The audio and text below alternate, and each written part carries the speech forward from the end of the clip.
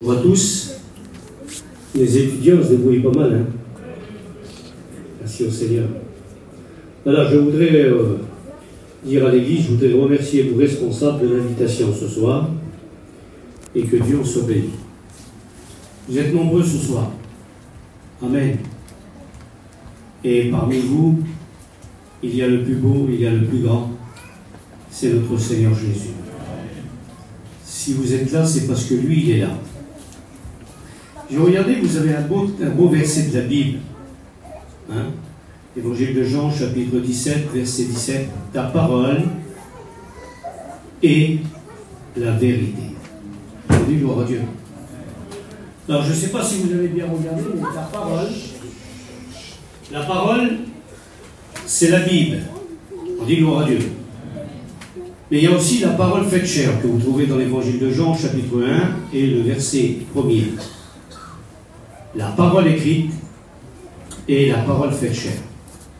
La parole écrite, c'est la Bible. La parole faite chair, c'est Jésus. Le livre de l'Apocalypse, chapitre 19, verset 13, il dit « Son nom, c'est la parole de Dieu. » On dit gloire à Dieu. Est-ce que vous aimez la Bible? Est-ce que vous aimez la Bible plus que le téléphone?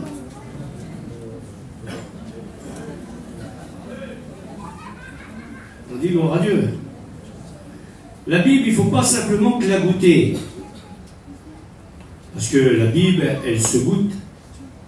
Devant dire à quelqu'un qui n'aime pas quelque chose, on dit, ben, goûte-toi quand même. Et il goûte et puis il aime bien. Mais la Bible, on fait plus que la goûter. On la mange. Alors je la goûte, je la mange, gloire à Dieu. Ensuite, je la dévore. C'est des expressions de la Bible. Amen. Et le livre de l'Apocalypse, chapitre 10, verset 10, il dit « J'avale la Bible ». Ça, il faut vraiment avoir la Bible. C'est vrai. Que Dieu fasse ce soir qu'on puisse avoir de l'appétit pour la Bible.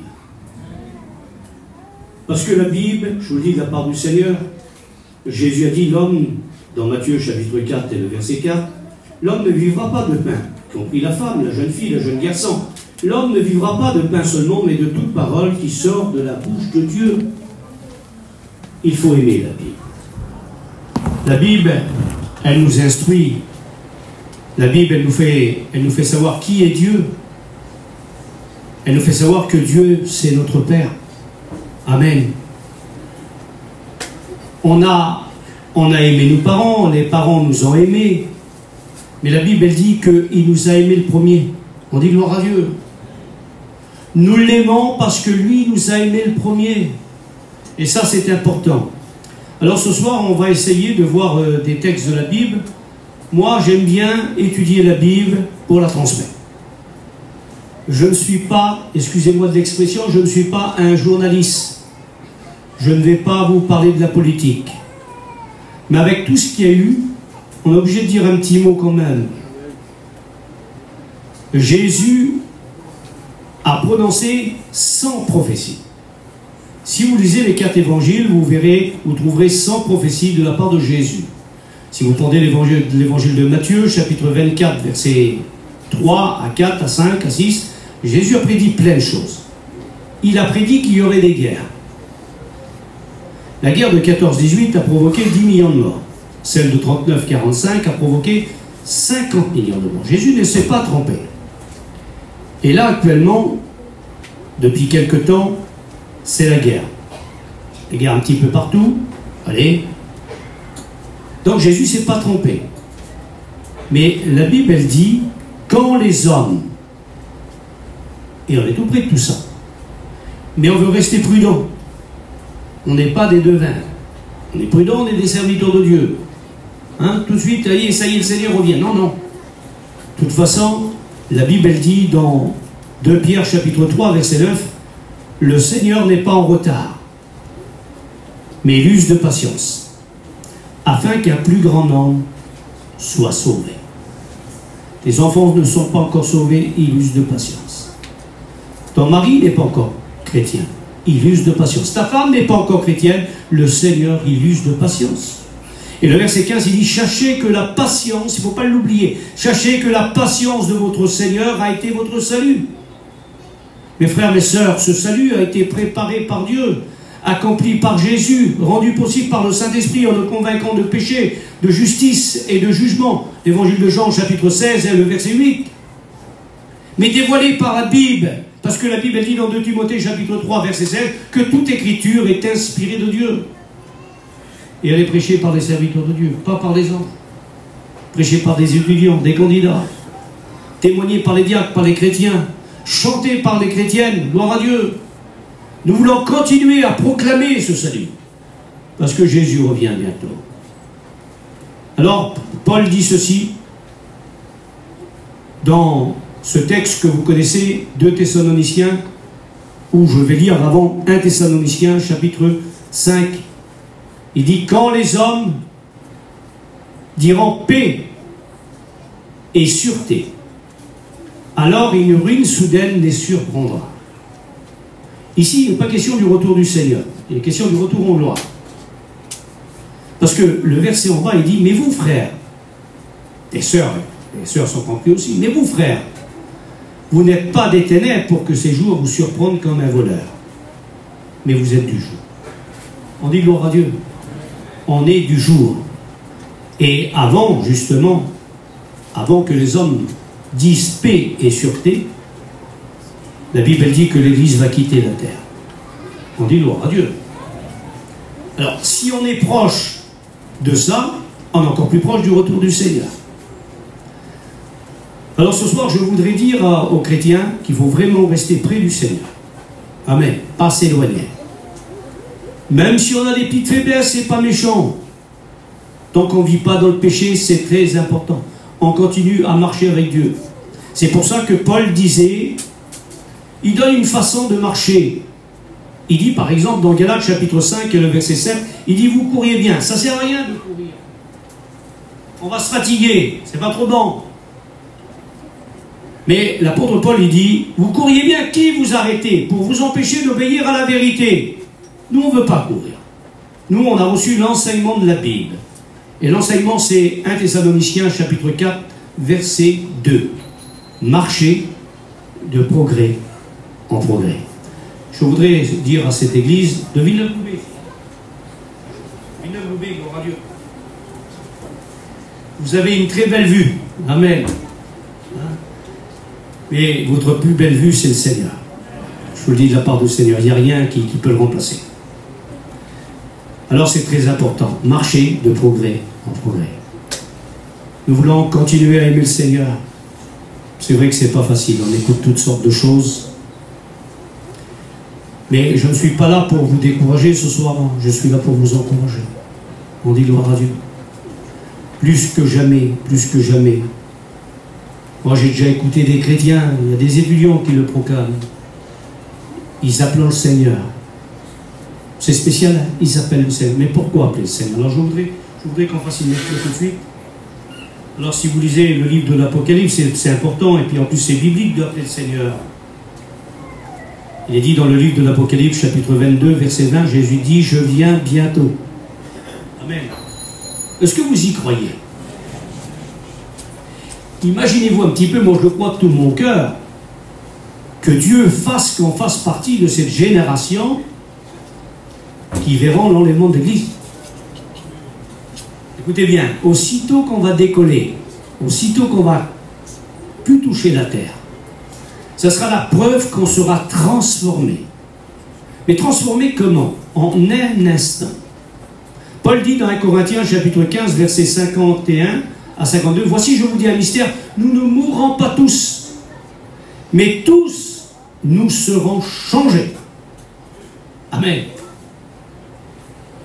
Changés comment? Changés en un instant, en un clin d'œil. C'est la chose du corps le plus rapide.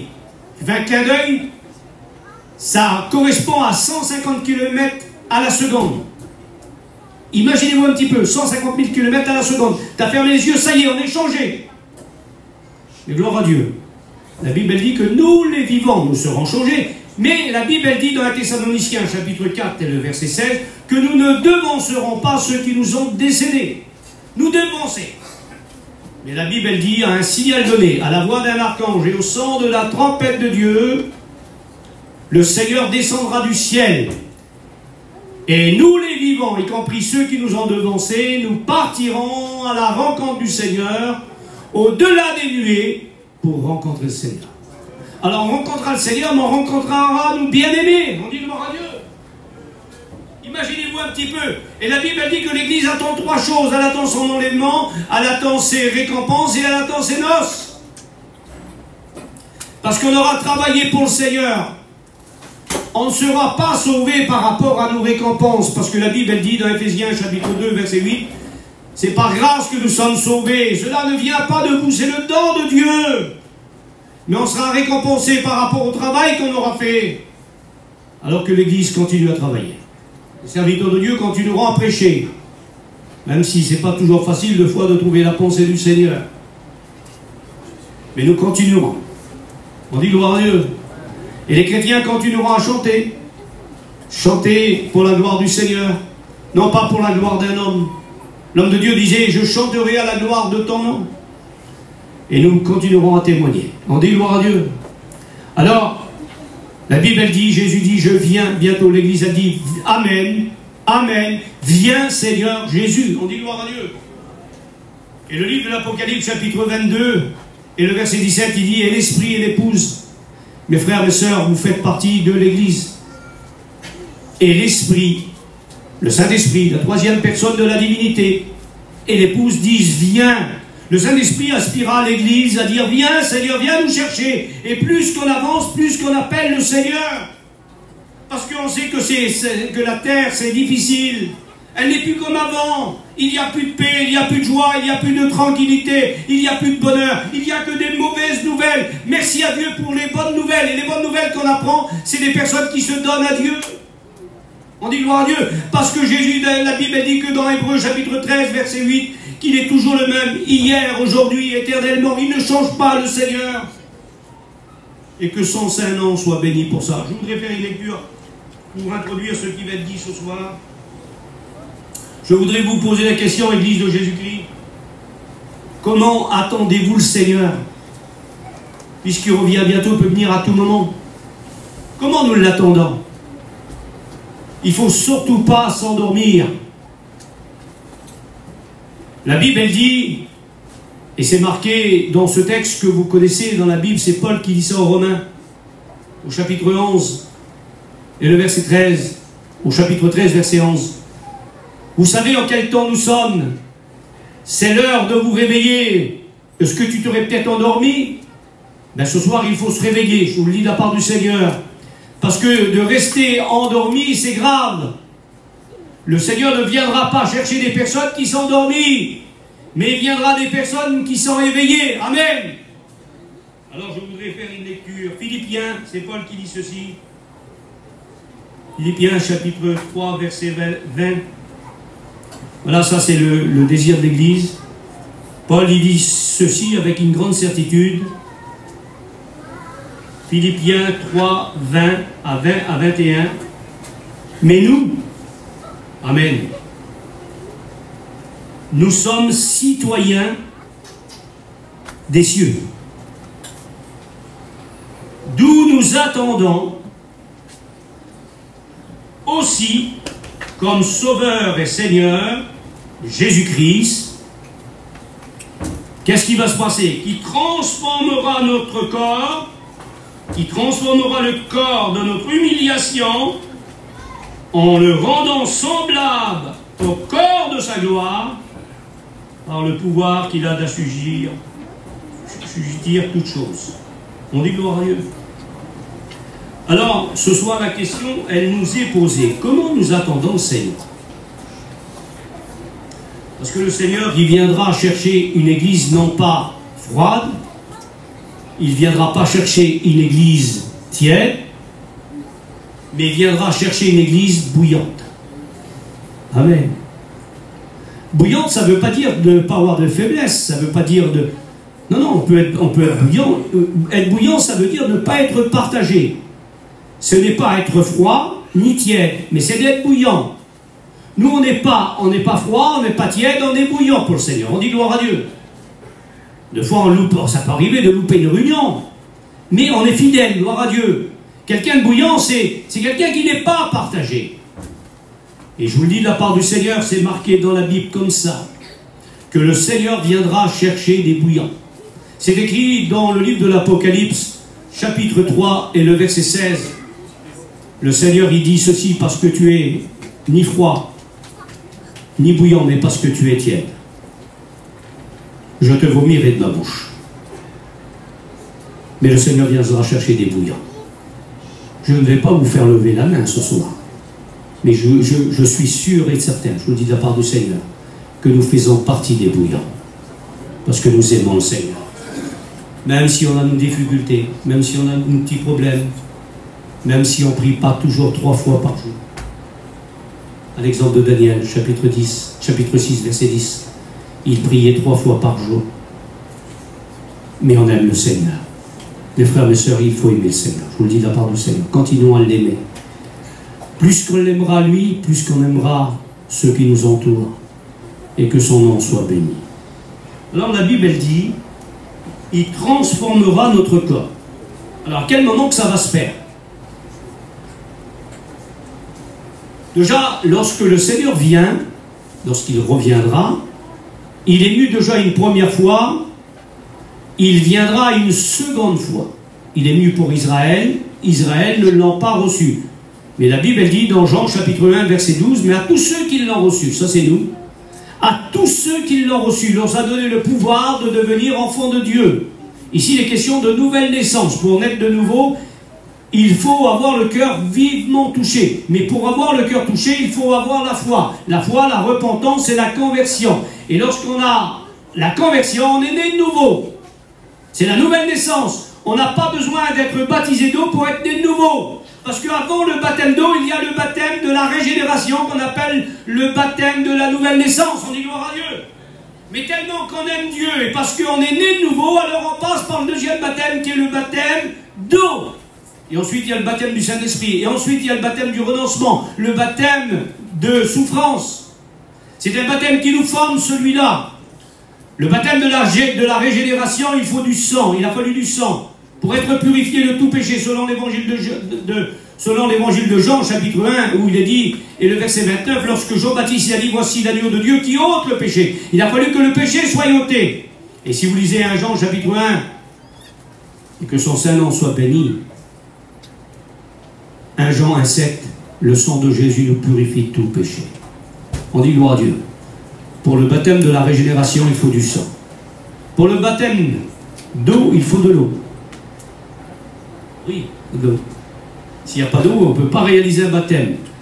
Pour réaliser un baptême, il faut 4 choses. Il faut le candidat ou la candidate, celle qui veut se faire baptiser. Ah si, je le sais pourquoi que je dis ça ce soir. Parce qu'il y a peut-être une personne qui est peut-être en train de se décider au baptême. Ben, j'aimerais te dire que tu es la candidate, tu es le candidat. Gloire à Dieu. Ensuite, il y a les serviteurs de Dieu. Ils sont là, les serviteurs de Dieu. Un homme a dit dans Luc, et aussi dans les Actes des Apôtres, chapitre 8, et le verset 28, jusqu'à 30, il a dit, qu'est-ce qui m'empêche que je sois baptisé? Qu'est-ce qui empêche? Mais en réalité, qu'est-ce qui t'empêche? Alors, il y a la candidate, il y a le candidat, je ne sais pas qui est, où c'est qu'il est, où qu'elle est. T'attends, mais attends plus. Je le dis de la part du Seigneur. Moi, je me suis baptisé à 15 ans. À recommencer, je me rebaptise. 15 ans. Ben oui. Tu ne perdras rien. Tu auras tout à gagner. Tu ne te feras pas baptiser pour être sauvé, mais tu te feras baptiser parce que tu es sauvé. On dit gloire à Dieu. Alors, pour le baptême de la nouvelle naissance, on a dit qu'il faut de l'eau. Non, il faut du sang. Pour le baptême d'eau, il faut de l'eau. Alors, il y a la candidate, il y a les pasteurs, ensuite, c'est pas dur. Vous avez quoi comme baptistère? Ici, c'est quoi? Vous avez direct un baptistère que vous montez. Les diacres, ils vont vite le monter. Hein? Gloire à Dieu. Et ensuite, 4e grand point, il faudra la formule. Quelle belle formule. Matthieu chapitre 28, versets 19 à 20. Jésus a dit, faites de toutes les nations des disciples. Ah, les pasteurs ne baptisent pas n'importe qui. Souvent on écoute, bonjour, c'est vrai, on écoute ça. Les pasteurs, ils baptisent n'importe qui. Mais non, on ne baptise pas n'importe qui. On baptise des disciples. On dit gloire à Dieu. Jésus a dit, faites de toutes les nations des disciples, des élèves, des personnes qui ont compris, des personnes qui sont nées de nouveau. Et vous les baptiserez au nom du Père, du Fils et du Saint-Esprit. Ensuite, merci Seigneur, tu feras partie de l'église locale. Le baptême de la régénération, le baptême de la nouvelle naissance, te fait partie de toi, tu feras partie de tous les chrétiens, les 200 000 baptisés dans notre mission, l'église universelle. Mais par ton baptême d'eau, tu feras partie de l'église locale. Amen. Mais quelle beauté. Ensuite, tu prends ta Sainte Seine. C'est pas rien prendre la Sainte Seine. Mais pourquoi prendre la Sainte Seine? Parce que Jésus l'a institué. Matthieu chapitre 26, verset 26. Pourquoi prendre la Sainte Seine? Parce que Paul l'a enseigné à Corinthiens chapitre 11, verset 23. Jésus a dit, faites ceci en mémoire de moi. Tu prends la Sainte Seine. Quand tu prends la Sainte Seine, tu te rappelles de 4 faits très très importants. Tu te rappelles des souffrances du Seigneur. Tu te rappelles de sa mort. Jésus a souffert. Et la Bible dit que c'est par ses meurtrissures que nous sommes guéris. Amen. Ensuite, tu te rappelles de sa mort. Jésus est mort pour nos péchés. Ensuite, tu te rappelles de sa résurrection. Si Christ n'était pas ressuscité, notre foi se révèle. 1 Corinthiens chapitre 15, verset 14. Notre foi se révèle. On serait les plus malheureux des hommes. Notre prédication se révèle. Mais gloire à Dieu, Jésus est ressuscité. Alléluia. Et la Bible dit, Jésus a dit, faites ceci en mémoire de moi jusqu'à ce que je vienne. Encore on trouve le retour du Seigneur jusqu'à le retour de Jésus. Voilà, qu'est-ce qui va se passer quand tu seras baptisé. Alors ne tarde pas trop, c'était pas un mot que je devais dire, mais je le dis parce que c'est important. Voilà, c'est très bien. Maintenant, je viens à ces points-là. Comment nous attendons le Seigneur? Le Seigneur peut revenir à quel moment? Vous le savez où? Déjà, il peut venir, c'est marqué dans Luc, chapitre 13, et aussi dans Marc, chapitre 13, verset 35. L'évangile de Marc, chapitre 13, verset 35. Comment qu'il peut venir, Seigneur? À quel moment qu'il peut venir? La Bible, elle dit qu'il peut venir le matin. Amen. Tu te lèves le matin pour faire ton café, ton petit déjeuner, et d'un seul coup, tu disparais. Tu disparais d'un coup. On dit gloire à Dieu. Si le mari n'appartient pas à Dieu, il dit, ben, elle est un petit peu longue pour m'amener le café. On est obligé de l'interpréter dans le sens, parce qu'il a deux portées le texte. La Bible dit que deux dans un lit, l'un sera pris, l'autre laissé. C'est important. Ben oui. Ça a une portée pour Israël, mais dans le sens spirituel, c'est une portée pour nous. Ça va arriver, ça.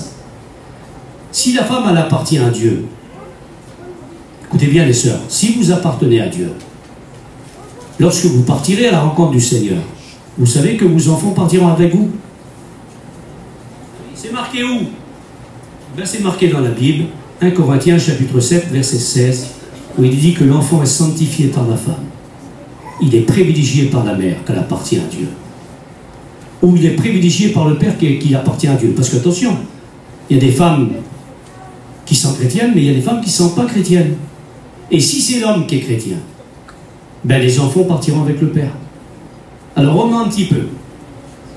Tu fais ton petit café et d'un seul coup, lui dit, mais elle n'est pas si longue que ça, d'habitude. Alors tu te lèves et elle est plus là. Qu'est-ce qui va se passer? Tu sors dehors, tu dis, tiens, ben, je ne suis pas loin de Julot, je vais aller voir Julot. Mais Julot, il n'est plus là. Je vais aller voir les frères qui sont là, les responsables. Je vais voir les frères. Mais ils ne sont plus là non plus. Alors je vais aller voir l'église. Et tu viens à l'église, là, au 2e étage. Et les chaises sont vides. Il n'y a plus personne. Parce que le Seigneur peut venir le matin aussi. Et si c'est un dimanche matin, tu viens là, il n'y a plus personne. C'est grave. C'est grave. Et d'un seul coup, il y a des autres personnes qui s'aperçoivent que leurs membres de leur famille ne sont plus là. Ton fils qui était un chrétien, il n'est plus là. Ta fille qui était une chrétienne, elle n'est plus là. Et d'un seul coup, on voit des gens courir partout. Tu n'as pas vu mon père, tu n'as pas vu ma mère, tu n'as pas vu mon frère, tu n'as pas vu ma soeur. Tu n'as pas vu mon fils, tu n'as pas vu ma fille. Et on va annoncer à la télévision, nous vous informons. Alors, je ne sais pas si c'est la première chaîne, mais ce sera sur toutes les chaînes. Nous vous informons qu'un grand nombre de personnes a disparu. Amen. Je vous parle tout simplement, mais ça va se faire comme ça. Je vous dis de la part du Seigneur, c'est vrai. Mais après, qu'est-ce qui va se passer ici? Parce que nous, on attend le retour du Seigneur. C'est pour ça que je vous ai posé la question. Comment on l'attend? On l'attend dormi, dans notre confort, dans notre bien-être? Endormi? Non. On l'attend éveillé. Mes frères, je vous le dis de la part du Seigneur, mes sœurs, ne soyons pas comme la Sunamite. La Bible, elle dit, j'étais endormi, mais mon cœur veillait. Et lorsque Salomon est venu, qui est une représentation justement de l'enlèvement, mais regardez un petit peu, il frappe à sa porte, elle veut ouvrir, mais elle n'ouvre pas. Et quand elle ouvre, son bien-aimé est parti. C'était trop tard. Mais j'aimerais vous dire que lorsque le Seigneur viendra, il prendra l'Église avec. On dit gloire à Dieu. Alors restons un petit peu dans la réalité des choses. Nous vous informons qu'un grand nombre de personnes ont disparu, même chez les gens du monde. Vous savez que nous sommes 200 000 baptisés, nous sommes à peu près pas loin de 3 000 prédicateurs. Ah oui. Ça fait 75 ans que la mission, qui a eu les premiers baptêmes. Imaginez-vous un petit peu. Un grand nombre des gens du voyage sont disparus. Alors tu dis, on va aller avoir... c'est quoi? C'est la fête? C'est quoi? On va aller voir là-bas, ils sont peut-être là-bas. Mais les chrétiens ne sont plus là-bas. Je dis non, tu n'es plus là-bas non plus. Hein, on cherche, mais il n'y a plus personne. Vous savez pourquoi il n'y a plus personne? Parce que Jésus a dit dans Jean chapitre 14, verset 1er, Jésus a dit que votre cœur ne se trouble pas. Ça va arriver. Il dit, continuez à croire en moi et croyez en Dieu. Il y a plusieurs demeures dans la maison de mon Père. Verset 2. Verset 3. Je m'en vais vous préparer une place. Et je reviendrai et je vous prendrai avec moi. Le Seigneur va venir nous prendre. C'est à ce moment-là qu'on va disparaître. Hein? Qu'est-ce qui va se passer après? Je plains ceux qui vont rester. Les habitants de la terre vont connaître des choses que la Bible dit que la terre n'a jamais connues. On l'appelle la grande désolation dans Matthieu chapitre 24. On l'appelle la grande tribulation. On l'appelle les 70 semaines de Daniel. Eh oui, la grande tribulation, elle va durer 7 ans. 2 fois 3 ans et demi.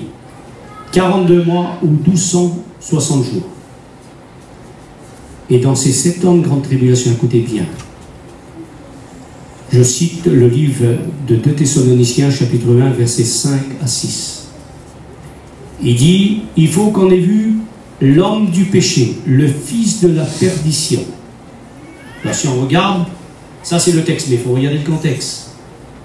Et gloire à Dieu, il dit, mais avant qu'il paraisse en son temps, il faut que celui qui le retient encore ait disparu.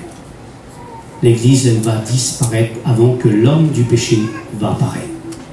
On dit gloire à Dieu. C'est une bonne nouvelle. La Bible, elle dit, si vous lisez le livre de l'Apocalypse, chapitre 5, la Bible, elle parle d'un livre scellé de 7 sceaux. Personne ne peut l'ouvrir. Un ange, non. L'ange Gabriel, l'ange Michael, non. Personne. Mais la Bible, elle dit, il y a quelqu'un qui peut l'ouvrir. On l'appelle le lion de la tribu de Juda. On l'appelle l'agneau. il ouvre le livre. Et la Bible dit que c'est un livre scellé de 7 sceaux. Et le premier sceau, le premier personnage qui va apparaître dans la grande tribulation, c'est l'Antéchrist. Vous n'allez pas me dire qu'on ne vit pas déjà le système de l'Antéchrist. La Bible elle dit que dans la grande tribulation, on ne pourra ni acheter ni vendre. Ça se fait maintenant. Je ne vous explique pas des personnes qui m'ont expliqué.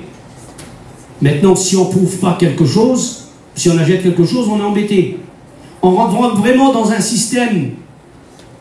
Et c'est un système, vraiment, c'est un système de l'Antichrist. Pour acheter quelque chose, il faudra le prouver. Et pour acheter ou pour vendre, il faudra accepter la marque de la bête. Imaginez-vous un petit peu. Pas nous, mais ceux qui resteront. Ça serait grave. Pour manger, pour boire, il faudra accepter la marque de la bête. Parce que la Bible elle dit que tous ceux qui ne voudront pas accepter seront mis à mort. Il faudra payer au prix de sa vie. Et moi j'ai l'habitude de dire, actuellement pour être sauvé, c'est lui qui a payé. Jésus a payé pour nous. Gloire à Dieu. Jean 3,16, car Dieu a tant aimé le monde qu'il a donné son Fils unique, afin que quiconque croit en lui ne périsse point, mais qu'il ait la vie éternelle. On dit gloire à Dieu, il a payé. Mon ami, peut-être toi qui es là, n'attends pas que l'Église parte. Mais prépare-toi ce soir à dire, Seigneur, moi je veux t'accepter, je veux te rencontrer. Je veux que mon nom soit inscrit dans le livre de vie. Je veux partir avec l'Église, je veux partir, Seigneur, auprès de toi. Parce qu'auprès de toi, c'est la paix, c'est la joie, c'est la tranquillité, c'est le bonheur. C'est plus d'angoisse, c'est plus rien de négatif. Il n'y a que la paix, il n'y a que le bonheur. On dit gloire à Dieu. La Bible elle dit que le deuxième sceau, ça va être la guerre. Ça va être la famine. Imaginez-vous un petit peu, je ne cite pas tous les 7 sceaux parce que ce serait trop lent. J'en prends quelques-uns par rapport. Ensuite, il y aura 7 trompettes qui vont sonner. Que vous trouverez dans Apocalypse chapitre 9. Lorsque des anges vont sonner les 7 trompettes, ça sera 7 malheurs. Il y aura des grands tremblements de terre. Et chaque fois, il dit, un tiers des hommes vont mourir, un tiers des hommes vont mourir. Et parmi ces trompettes, la Bible dit que des hommes, tellement que la souffrance sera tellement grande, ils vont chercher la mort et ils ne la trouveront pas. La Bible elle dit qu'ils se mordront la langue de douleur. Ils diront en montagne tomber sur nous. La Bible dit à la 5e trompette, il y a un puits qu'on appelle le puits de l'abîme. Il va être ouvert. Et ce puits de l'abîme qui va être ouvert, la Bible dit sont semblables comme des sauterelles. C'est des milliers. On dit que c'est les démons qui ont péché lorsque vous savez, lorsque le diable a péché, il entraînait un tiers des étoiles avec lui, que vous trouvez dans Apocalypse chapitre 12, verset 1. Il entraînait plein de démons avec lui. Des anges qui sont devenus des anges déchus, que vous trouvez dans Jude et aussi dans Pierre, 2 Pierre. Mais écoutez bien, la Bible dit que le Seigneur en a pris une partie parce qu'ils étaient tellement nombreux lorsqu'ils ont péché et il les a renfermés dans un puits. Et là, dans la grande tribulation, à la 5e trompette, le puits va s'ouvrir. Depuis qu'ils ont péché, ils n'ont jamais été gentils. Le diable, depuis qu'il a péché, il n'a jamais été gentil. Mais à ce moment, dans la grande tribulation, parce qu'il y en a qui disent, moi, je vais accepter le Seigneur dans la grande tribulation. Oui, mais attention, si tu ne payes pas au prix de ta vie, tu ne pourras pas être sauvé. Parce que la Bible dit qu'il faudra accepter la marque de la bête pour vivre. Est-ce que vous comprenez ça?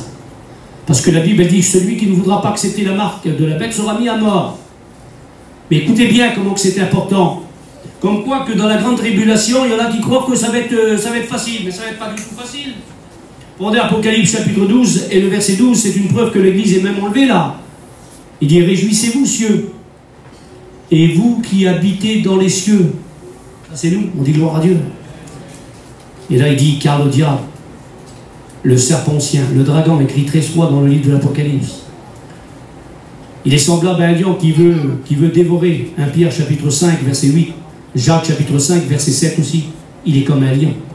On l'appelle le serpent ancien parce qu'il a de l'expérience, il a commencé avec Adam et Ève. Il les a séduits. Et oui, on l'appelle aussi, il est comparé à un loup. Il veut égorger, il veut détruire, il veut désunir. Ça, c'est son grand plan à lui. Alors il dit malheur à la terre et aux habitants de la terre, car le diable est descendu animé d'une grande colère.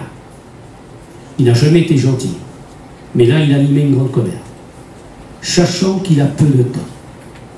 Et son temps sera de 7 ans, parce que la grande tribulation sera de 7 ans. La Bible dit qu'il va donner son pouvoir à l'Antichrist. De l'homme séducteur, il va devenir l'homme destructeur, l'Antichrist. Il y aura aussi le faux prophète. Vous trouverez ça dans le livre de l'Apocalypse, chapitre 13.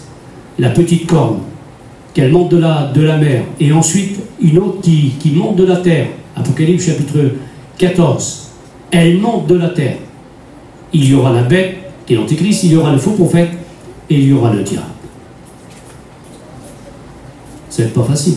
La Bible dit qu'ils sont semblables à des sauterelles, et lorsqu'ils sortent du puits de l'abîme, vous n'allez pas rêver ça, hein, vous n'allez pas faire de cauchemar. Non, non. Non, non, pour nous, c'est important d'en parler pour qu'on sauve nos familles. Je dis ça parce qu'il faut que les serviteurs de Dieu, nous les serviteurs de Dieu, qu'on prêche plus encore.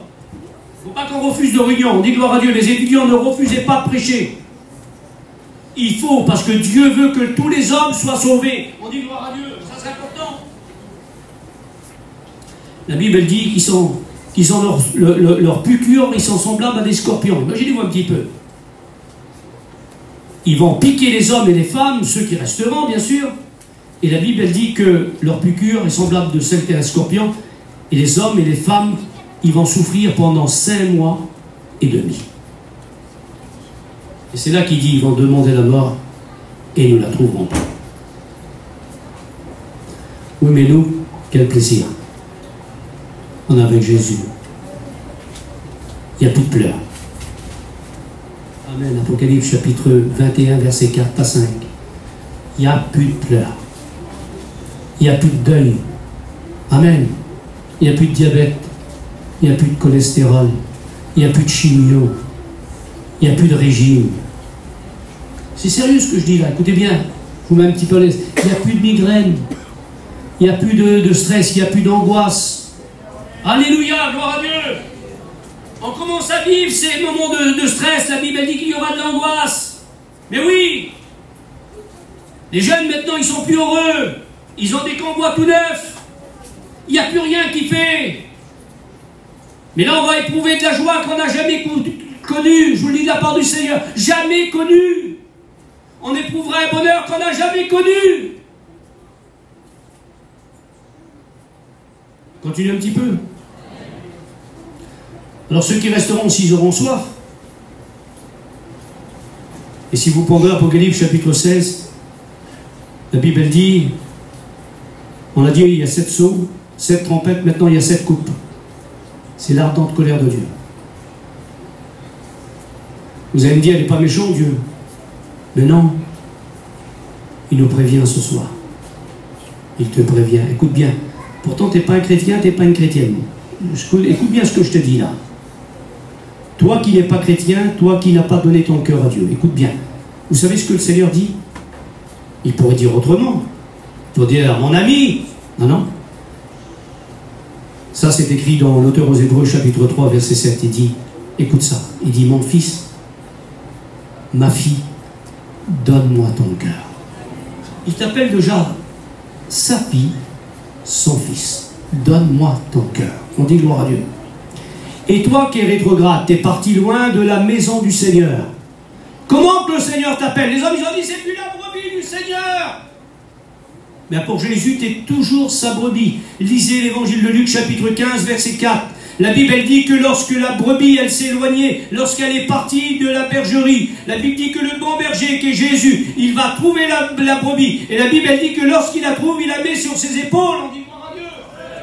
Tu dis, j'arriverai plus. Si, tu arriveras. Parce que Jésus veut te porter. Un homme a dit un jour, si tu portes ta croix, la croix, elle te portera. Moi, je te dis, si tu portes Jésus, Jésus te portera. On dit gloire à Dieu. Alors, il y en a qui auront soif, mais tous seront posés. La mer sera du sang. Les eaux les petites sources, les petites rivières à truites, tout ça, tout sera empoisonné, tout sera du sang. C'est pas facile. Alors pourquoi pas dire oui ce soir? On dit gloire à Dieu. On sera transformé. C'est Philippiens qui le dit au chapitre 3, verset 20 à 21. Ils seront transformés avec un corps commun, un corps de gloire, un corps céleste, un corps plein de force. Plus besoin de canne pour marcher. Hein? Et oui, plus besoin de mettre des lunettes. Tu auras une vision, la Bible dit qu'on sera semblable aux anges. On sera semblable à Jésus. Ça vaut le coup, je vous le dis de la part du Seigneur. Quel beau programme pour l'Église. Moi, je vous le dis de la part du Seigneur, c'est réjouissant d'écouter ça. Parce qu'on vit des moments difficiles. Mais lorsque l'Église, elle partira à la rencontre du Seigneur, dans les airs, au-delà des lieux. Et la Bible, elle dit, écoutez bien, c'est pour ça, je voudrais vous encourager à faire ça encore. Il y a quelque chose, c'est marqué dans la Bible, je ne sais pas, peut-être si vous en trouvez ça, que Dieu vous bénisse. Mais la Bible, elle dit, elle commence comme ça. Ce n'est pas des efforts, des grands efforts à faire. Je voudrais conseiller cette Église-là à faire ceci. Le livre de l'Ecclésiaste, chapitre 11, il dit, jette ton pain à la surface des eaux. Ça, c'est à la portée de tout le monde. Un chrétien peut le faire, une chrétienne peut le faire. Tu es un petit peu âgé, ma soeur. Tu es un petit peu âgé, mon frère. Tu peux le faire. Continue à acheter ton pain. Ça, c'est le pain du témoignage. On dit gloire à Dieu. Ensuite, il dit sur Pierre, jette l'hameçon. Pierre commence le ministère. Ça peut correspondre aux étudiants de la première et la deuxième année. Jette l'hameçon. Il n'y a pas trop d'expérience, mais c'est bien. Avec un hameçon, on touche au pain de poisson. Et après, pour les serviteurs de Dieu, ils ont un peu plus d'expérience. Il dit jette le filet. Attention, pour choper des poissons, il faut que le filet soit réparé et il faut qu'il soit propre. C'est la vie de sanctification. Des fois, on veut sauver les autres, mais comment qu'il est notre vie, comment qu'elle est, notre vie de sanctification? Quel est notre témoignage? La Bible, elle dit que Enoch, chapitre 11, et le verset 5 de l'auteur aux Hébreux, il dit que Enoch marchait avec Dieu. Il n'a pas marché avec n'importe qui, il marchait avec Dieu. Ma soeur, mon frère, tu marches avec Dieu. Avec tes problèmes, avec tes soucis, avec tes enfants. Tu marches avec Dieu, avec ta maladie, tu marches avec Dieu, on dit gloire à Dieu. Avec ton épreuve, tu marches avec Dieu. Enoch marchait avec Dieu. Et la Bible dit qu'il ne fut plus parce que Dieu l'avait pris. Le livre de la Genèse, chapitre 5, le verset 24. Mais l'auteur aux Hébreux, il rajoute un petit mot. Mais avant son enlèvement, l'auteur aux Hébreux, chapitre 11, verset 5. Mais avant son enlèvement, il avait reçu le témoignage qu'il était agréable à Dieu. Et il ne fut plus parce que Dieu l'avait enlevé. Alors jetez le pain, jetez l'absent, jetez le filet. Alors ça, on aura le privilège de le faire. Apocalypse chapitre 4, verset 10. On jettera notre couronne devant les pieds du Seigneur. La couronne, c'est le symbole des récompenses. Les récompenses reviendront au Seigneur. Toute la gloire revient à lui. On dit gloire à Dieu. Alors je ne voudrais pas aller plus loin. Mais je voudrais juste terminer en vous disant ceci. La Bible dit à la fin des 7 ans de grande tribulation, la Bible dit à Apocalypse chapitre 19, verset 11, qu'on revient avec le Seigneur. On vient comment? On vient pas avec n'importe quoi. Hein. La Bible dit que Jésus, il est sur un cheval blanc. Et nous, on est sur des chevaux blancs aussi. La Bible dit, qu'est-ce qui va se passer là? La Bible dit que la première chose qui va se passer, on va les mettre comme ça, que ce soit un petit peu dans les ordres, c'est pas grave, mais les choses qui vont arriver là, on retourne en gloire lorsqu'on revient avec lui, nous. Comprenez, 7 ans après, on revient avec lui. Et qu'est-ce qui se passe? La Bible, elle dit, écoutez bien, Israël se convertit. Deuxièmement, la Bible, elle dit que le Seigneur va mettre fin à la bataille d'Armageddon. Déjà là, écoutez bien, cette vallée qui fait 31 km sur 12 km de large, la Bible, elle dit qu'ils vont se donner rendez-vous là pour se battre. Parce qu'il faudra qu'ils se battent comme avant. Parce qu'avec le nucléaire maintenant, c'est très très très compliqué. La Bible dit qu'il y aura tellement de personnes qui vont connaître la mort, il y aura du sang jusqu'à la mort des chevaux. Imaginez-vous un petit peu. 31 km, 12 km de large. il y aura tellement de morts qu'il y aura du sang jusqu'au bord des chevaux. Mais nous, on vient et on met fin tout ça avec le Seigneur, on met fin à ça. La bête et le faux prophète. Apocalypse chapitre 20, verset 19. La Bible dit qu'il les prend et les jette au plus profond. Où? Qu'il les jette dans le feu et le soufre. On dit gloire à Dieu. Lisez le texte, Apocalypse chapitre 19, verset 20. Il les prend et sont jetés dans les temps de feu. Gloire à Dieu. La Bible dit que le diable est lié pour 1000 ans. La Bible dit, écoutez bien, que ceux qui auront payé au prix de leur vie, ceux qui vont mourir dans la grande tribulation parce qu'ils ne voudront pas accepter la marque de la bête, la Bible dit, Apocalypse chapitre 20, verset 4, qu'ils vont revenir à la vie, ils vont ressusciter pour être sauvés. On dit gloire à Dieu. Cette résurrection-là, elle fait partie toujours de la première résurrection. Mais la Bible dit aussi ça, que les adorateurs de la bête seront pris et seront jetés aussi dans les temps de feu. La Bible dit, écoutez bien, que la mort sera prise. Le dernier ennemi qui sera détruit, ça c'est avec le diable. Lisez Apocalypse chapitre 20, verset 7. La Bible dit qu'il est lié pour 1000 ans, mais il est relâché. Et tout de suite au verset 10, il dit qu'il est pris et il est jeté dans les temps de feu. La Bible dit que la mort n'existera plus. Apocalypse chapitre 20, verset 14. La Bible dit que la mort et le séjour des morts seront pris, seront jetés dans les temps de feu. Le dernier ennemi qui sera détruit, c'est la mort. 1 Corinthiens chapitre 15, verset 26. Oui, elle sera jetée. Elle n'existera plus, la mort. On dit gloire à Dieu. La Bible dit, à la fin du millénium, le diable sera pris et sera jeté dans les temps de feu aussi. Et si vous lisez, là c'est très grave ce que je vais dire, parce que c'est marqué dans la Bible. Hein. C'est grave pour ceux qui resteront en plus. Alors vous allez me dire, mais qu'est-ce qu'il en est pour ceux qui sont partis et qui ne sont pas sauvés? Écoutez bien. Apocalypse chapitre 20, verset 11. La Bible dit que les morts, même ceux qui sont dans la mer, écoutez bien, la Bible dit que la mer rendit les morts qui étaient en elle. Et la Bible dit qu'ils vont comparaître devant le Seigneur. Ici, il n'est pas question des sauvés, puisque les sauvés sont sauvés à l'enlèvement de l'Église, on l'a dit. Ça, c'est avant la grande tribulation. Vous avez tout compris, c'est très bien. Mais ceux qui sont morts sont Dieu. Ils vont ressusciter pour comparaître devant le grand trône blanc. Et ensuite, ils seront jetés dans les temps de feu aussi. C'est la seconde mort. Plus de réchappatoire. Voilà qu'est-ce qui va se passer à peu près. On ne peut pas tout expliquer. Mais le plus important, c'est que nous, on ne passe pas par là. On sera enlevé. Voulez-vous qu'on ferme les yeux? Continuez à marcher avec Dieu, continuez à l'aimer. Continuez à l'attendre avec un bon témoignage. Continuez à l'attendre avec plein d'amour.